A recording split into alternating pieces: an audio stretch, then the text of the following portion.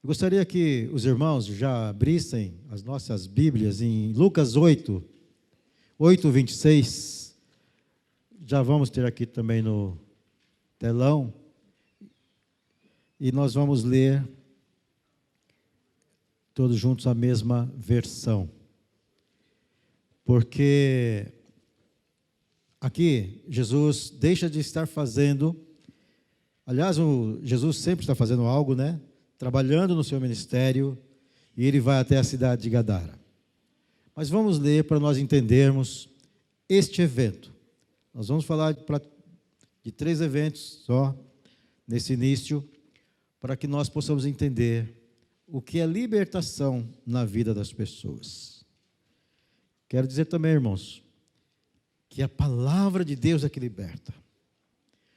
Porque nós viemos de uma época que, para expulsar o demônio, era bastante oração, e tem que ter mesmo, e orações, movimentos, mas, na verdade, tudo isso precisa ter, mas se eu compreender de verdade a palavra de Deus, eu não preciso passar por isso, porque as brechas vão sendo fechadas. Só que existem pessoas que vão à igreja, praticam o Evangelho de Cristo, mas não aceitam de verdade a palavra de Cristo. E por isso, nós precisamos estar sempre renovando com a palavra. E nós vamos entender, e eu vou ler agora então Lucas 8, 26, vamos lá? Navegaram para a região dos Gesarenos, que fica do outro lado do lago, frente a Galileia.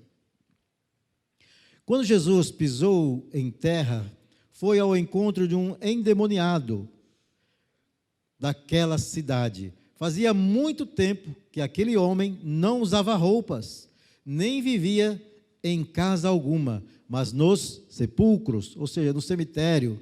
Ele não tinha uma vida social. Quando viu Jesus, gritou, prostrou-se aos seus pés e disse em alta voz: que queres comigo, Jesus, Filho do Deus Altíssimo? Rogo-te que não me atormentes. Pois Jesus havia ordenado que o espírito imundo saísse daquele homem. Muitas vezes ele tinha se apoderado dele, mesmo com os pés e as mãos acorrentados, entregue aos cuidados de guardas, quebrava as correntes e era levado pelo demônio a lugares solitários. Muitas vezes, nós, no meio da multidão, nem em lugares, estamos solitários, porque estamos sendo rondados por legiões demoníacas. Precisamos discernir, e só vamos discernir com a palavra de Deus. Jesus lhe perguntou: qual é o seu nome? Legião, respondeu ele, porque muitos demônios haviam entrado nele. Vamos até o 29, tá? Melhor, vamos continuar. Já passei do 29. Imploravam-lhe que não os mandasse para o abismo. Uma grande manada de porcos estava pastando naquela colina. Os demônios imploraram a Jesus que lhes permitisse entrar neles, e Jesus lhe deu permissão. Irmãos, veio aqui na minha mente agora até o 39. Eu falei 29, mas é 39. Saindo do homem, os demônios entraram nos porcos, e toda a manada atirou-se precipício abaixo, em direção ao lago, e se afogou. Algumas versões está mar. Vendo o que acontecera, os que cuidavam dos porcos fugiram e contaram esses fatos na cidade e nos campos. E o povo foi ver o que havia acontecido.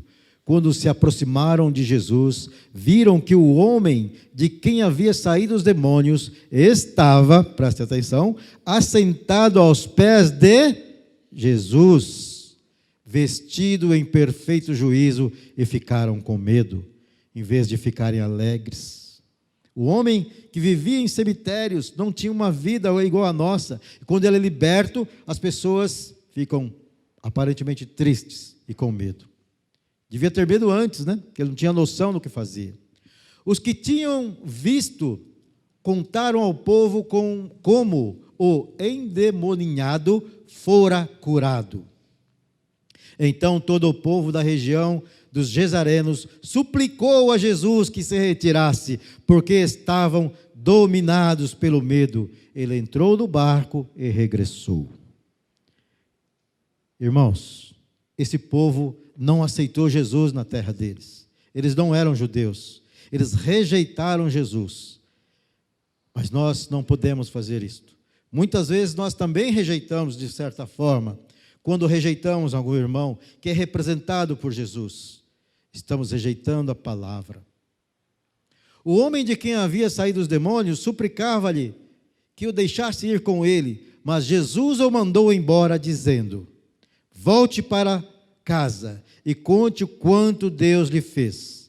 Assim o homem se foi e anunciou a toda a cidade o quanto Jesus tinha feito por ele. Amém? Oremos ao Senhor. Pai, no nome de Jesus, eis aqui a tua palavra, e o seu povo está aqui, meu Deus. Que nós possamos compreendê-la e praticá-la.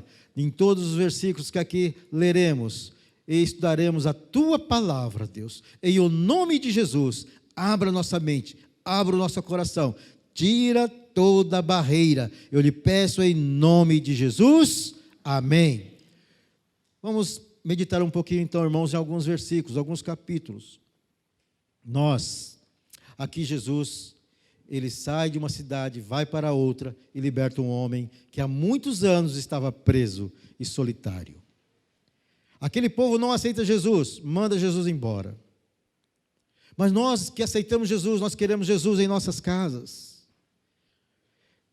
Eu quero dizer assim para você hoje, o que você quer que Jesus vá à sua casa agora e faça um milagre lá. Porque o milagre não é só em mim que estou aqui ouvindo a palavra. Os meus irmãos que ainda não conhecem o Senhor Jesus, e a mesmo irmãos nossos que estão nas suas casas, que não puderam vir hoje, talvez estejam presos em alguma situação.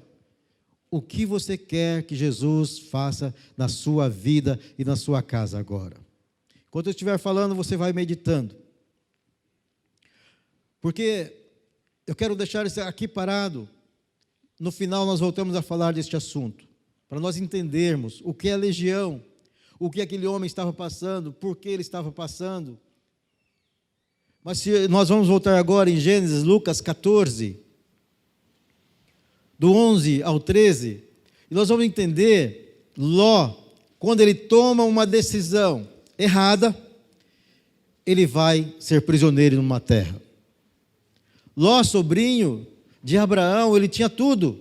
Abraão era como se fosse seu pai, porque o pai de Ló havia morto.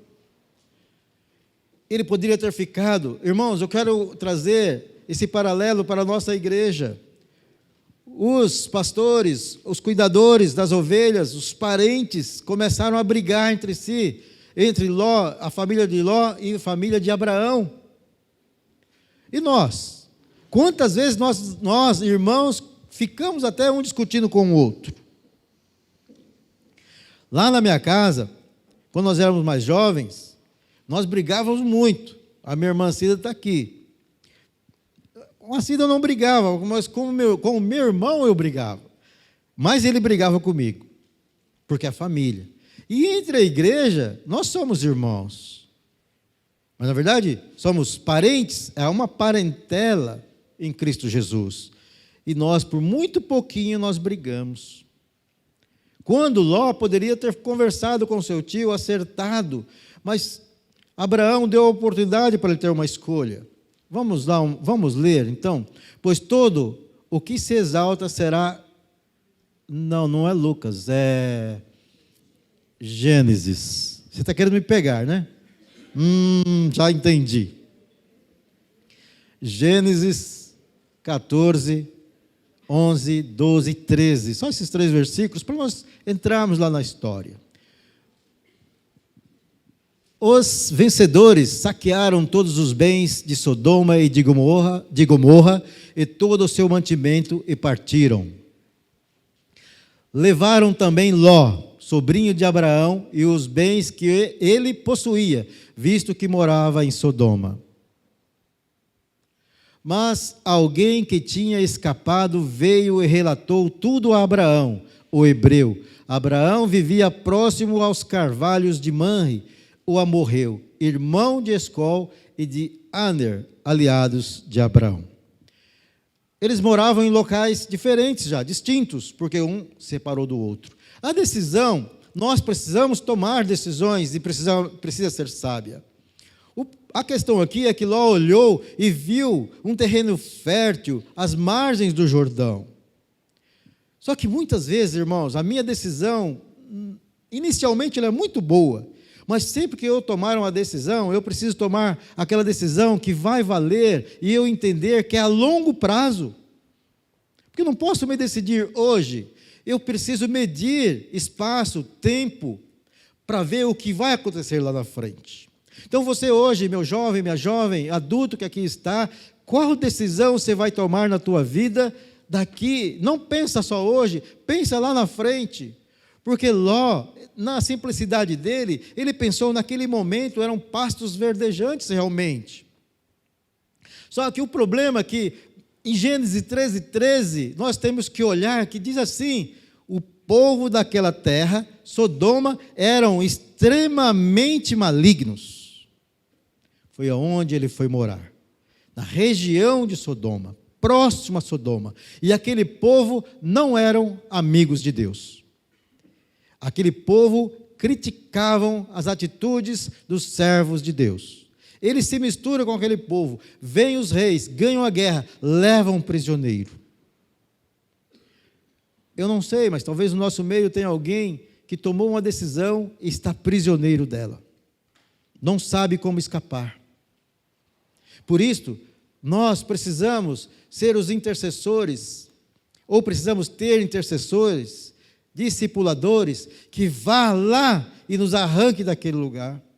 Porque quando Abraão soube que seu sobrinho estava preso, ele escolheu os 318 melhores homens que ele tinha. Talvez tenha sido a primeira guerra mundial da terra. Ele foi lá, faz guerra com aqueles reis, resgatam Ló e traz seguro para sua casa. Eu e você precisamos fazer a mesma coisa, lutar para aqueles que estão presos, dar a vida para aqueles que estão presos, a vida espiritual. Porque se Abraão não fizesse, não tivesse aquela atitude, talvez nós não teríamos uma história para contar de Ló. Qual a atitude que eu tenho tomado vendo algum irmão prisioneiro? E a prisão é solitária. A prisão você não tem amigos.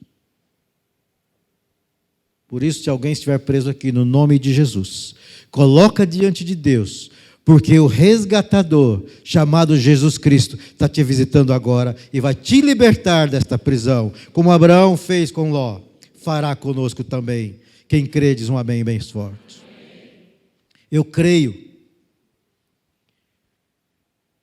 Nós precisamos entender que na vida, João 10,10 diz que aqui teremos vida abundante. Mas se eu não vigiar, Laurindo, Satanás me rouba. Porque diz também no mesmo versículo que Satanás veio para matar, roubar e destruir. A gente ouve toda hora esse versículo. Só que nós não vigiamos. E às vezes estamos do outro lado do versículo, do lado de Satanás, andando com ele sem perceber, fazendo as coisas erradas sem perceber. Por isto eu já disse para os meus irmãos, se eu quero, eu tenho que mudar minha vida espiritual, minha vida física, emocional, eu preciso viver as coisas boas que Jesus nos dá, que está escrito que é vida em abundância. Ah, mas você está falando de dinheiro, de riqueza? Não, não estou falando disto. Muitos pobres são milionários, muitos milionários são pobres. Mas eu estou falando de uma riqueza que só Jesus dá, que é o maior tesouro, que é a sua palavra. E quando eu tenho essa palavra, ela entranha na minha vida e eu vou ser rico e feliz. Porque eu já tenho liberdade. Jesus não veio para trazer cargo, não veio para trazer fardo, mas Ele veio para te trazer vida e vida abundante. E eu não vivo essa vida por algumas decisões que eu tomo. Por isso eu preciso ser sábio na hora de decidir.